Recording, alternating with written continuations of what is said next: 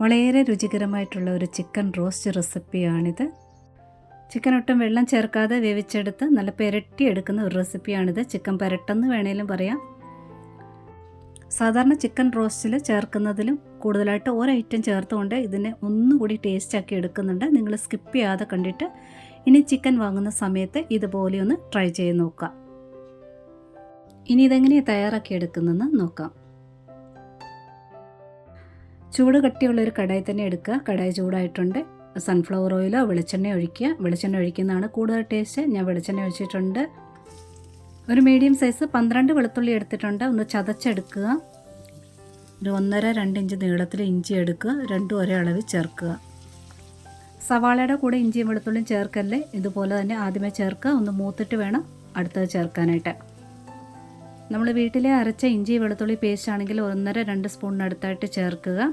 അത് ഇതുപോലെ ആദ്യമേ തന്നെ എണ്ണയിൽ മൂപ്പിച്ച് ചെറിയ തീയിൽ മൂപ്പിച്ചിട്ട് വേണം അടുത്ത ചേർക്കാൻ. ഈ റെഡിമെയ്ഡ് പേസ്റ്റിലാണെങ്കിൽ വിനെഗർ മറ്റ് പ്രിസർവേറ്റീവ് ഒക്കെ ചേർത്താണ് അത് ചേർക്കാതിരിക്കുന്നതാണ് നല്ലത്. ഇഞ്ചി വെളുത്തുള്ളി മൂത്തിട്ടുണ്ട്. ഇനി ഒരു വലിയ സവാള എടുത്തിട്ടുണ്ട്. കൂടെ തന്നെ 1/4 കപ്പ് ചെറുള്ളിയുടെ ചേർക്കുക. കൂടെ തന്നെ 2-3 പച്ചമുളക് ചേർക്കാം. എരിവ് കുറഞ്ഞാണെങ്കിൽ 3 ചേർക്കുക. ഇനി ഇതൊന്ന് വഴറ്റിയെടുക്കണം. ഒത്തിരി അങ്ങ് വഴന്ന് വരണമെന്നില്ല. കുറച്ച് ഉപ്പ് ചേർക്കാൻ പെട്ടെന്ന് ആയിക്കോളും. ഉപ്പ് ചേർത്ത് നന്നായിട്ട് ഇളക്കിയിട്ട് കുറഞ്ഞ തീയിൽ മൂടി വെച്ചാലും മതി, പെട്ടെന്ന് വഴന്ന് വന്നോളും. ചെറുള്ളി എടുക്കാനില്ലെങ്കിൽ 2 വലിയ സവാള ചേർക്കാം. ചെറുള്ളിയുടെ ചേർക്കുന്നതാണ് കൂടുതൽ ടേസ്റ്റ്. ഞാനിവിടെ 1 കിലോ ചിക്കൻ്റെ അളവാണ് കാണിക്കുന്നത്. സവാളയൊക്കെ വഴന്ന് വന്നിട്ടുണ്ട്. ഇനി ഇതിലോട്ട് പൊടികൾ ചേർക്കാം. തീ നല്ലവണ്ണം കുറച്ച് വയ്ക്കുക. ഈ ഒരളവിൽ 1.5 ടേബിൾ സ്പൂണ് മുളക് പൊടി ചേർക്കുക. കൂടെ തന്നെ അതേ അളവിൽ തന്നെ മല്ലിപ്പൊടി ചേർക്കുക. ഒരൽപ്പം മഞ്ഞൾപ്പൊടിയോടെ ചേർക്കുക. ഇനി തീ കുറച്ചിട്ടിട്ട് ഒരു 30-40 സെക്കൻഡ് നേരത്തേന് നന്നായിട്ടൊന്ന് ഇളക്കി കൊടുക്കുക. പൊടികളൊന്ന് ചൂടായി വന്നോട്ടെ. ഞാനിവിടെ ചേർത്തിരിക്കുന്നത് കാശ്മീരി മുളക് പൊടിയാണ്. നിങ്ങൾ എടുക്കുന്നത് എരിവുള്ള മുളക് പൊടിയാണെങ്കിൽ അല്പം കുറയ്ക്കുക, അല്ലെങ്കിൽ എരിവുള്ളതും എരിവില്ലാത്തതും മിക്സ് ചെയ്ത് ഇതേ അളവിൽ ചേർക്കാം. പൊടികളൊക്കെ നല്ലവണ്ണം ചൂടായി വന്നതിന് ശേഷമാണ് ഞാനിവിടെ ഗരം മസാല ചേർക്കുന്നത്. ഇത് വീട്ടിലെ പൊടിച്ചെടുത്ത പൊടിയാണ് ചേർക്കുന്നത്. പട്ട, ഗ്രാമ്പൂ, ഏലക്ക, പെരിഞ്ചീരകം ഇത്രയും ചേർത്ത് പൊടിച്ചതാണ്. ഇനി ഇതിലോട്ട് വലിയ ഒരു തക്കാളി മാത്രം എടുത്തിട്ടുണ്ട്. അത് നന്നായിട്ട് അരച്ച് ചേർക്കുക. ഇനി നല്ലവണ്ണം ഒന്ന് മിക്സ് ചെയ്തെടുക്കണം. ഇതിൽ ഇച്ചിരി ഒന്ന് വെള്ളം വേണം.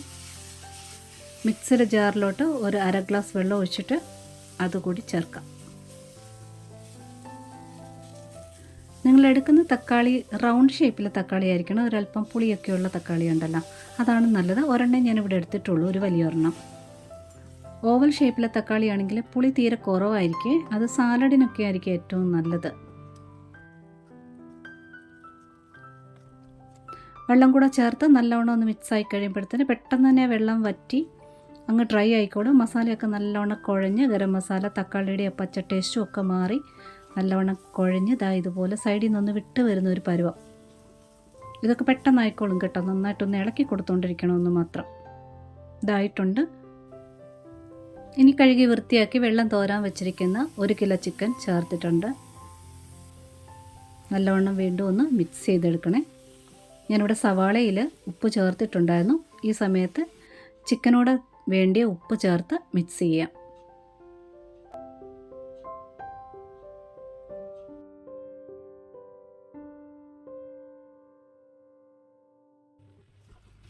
ഞാൻ പറഞ്ഞല്ലോ ഇവിടെ വെള്ളം ചേർക്കാതാണ് വേവിച്ചെടുക്കുന്നത്. അപ്പം നല്ലവണ്ണം ഉപ്പ് ചേർത്ത് മിക്സ് ചെയ്തതിന് ശേഷം കുറഞ്ഞ തീയിലിട്ടിട്ട് ഒന്ന് മൂടി വയ്ക്കണേ. അപ്പോൾ ചിക്കനിൽ നിന്ന് വെള്ളം ഇറങ്ങും. തീ കൂട്ടി കൊടുക്കരുത് ആദ്യമേ തന്നെ, കാരണം ഇപ്പം വെള്ളം ഒട്ടും ഇല്ലാത്തതാണ്. ഒരു 2 മിനിറ്റൊക്കെ ആകുമ്പോഴത്തേനും ഇടയ്ക്കൊന്ന് തുറന്നിട്ട് നല്ലവണ്ണം ഒന്ന് ഇളക്കി കൊടുത്തിരിക്കണം. ഇപ്പോൾ ഒരു അല്പം വെള്ളം മാത്രമേ ഇറങ്ങി വന്നിട്ടുള്ളൂ. കുറച്ചുകൂടി വെള്ളം വരാനായിട്ടുണ്ട്. വീണ്ടും മൂടി വെച്ച് കൊടുക്കുക. ചിക്കനിൽ നിന്ന് വെള്ളം നല്ലവണ്ണം ഇറങ്ങി വരുന്നിടം വരെ തീയെ കുറച്ചിടണേ. ഇപ്പോൾ ഇതിൻ്റെ മാക്സിമം വെള്ളം വന്നിട്ടുണ്ട്.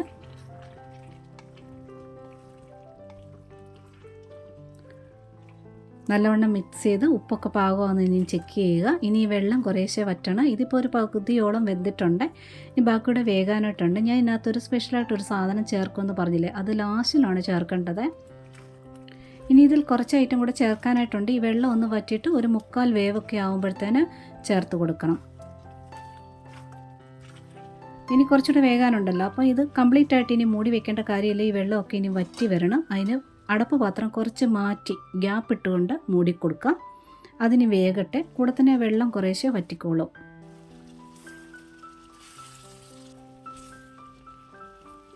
ഇനി ഇടയ്ക്കിടയ്ക്ക് ഇതൊന്ന് ഇളക്കി കൊടുത്തുകൊണ്ടിരിക്കണേ. അപ്പോൾ വെള്ളം പെട്ടെന്ന് വറ്റി വരും. പിന്നെ നിങ്ങൾ ഈ ഒരു റെസിപ്പി ചെയ്യുമ്പോൾ കഴിവതും ഇരുമ്പ് ചീനച്ചട്ടി ഒരു പ്രാവശ്യമെങ്കിലും ഒന്ന് ചെയ്ത് നോക്കി. പ്രത്യേക ഒരു ടേസ്റ്റുമാണ്. ലാസ്റ്റ് ആകുമ്പോഴത്തേന് നല്ല ഡാർക്ക് കളറും ആവും. ഇതിപ്പോൾ ഒരു 90% വെന്തിട്ടുണ്ട്. ചിക്കൻ്റെ വെള്ളമൊക്കെ ഒരുമാതിരിയൊക്കെ ഡ്രൈ ആയിട്ടുണ്ട്.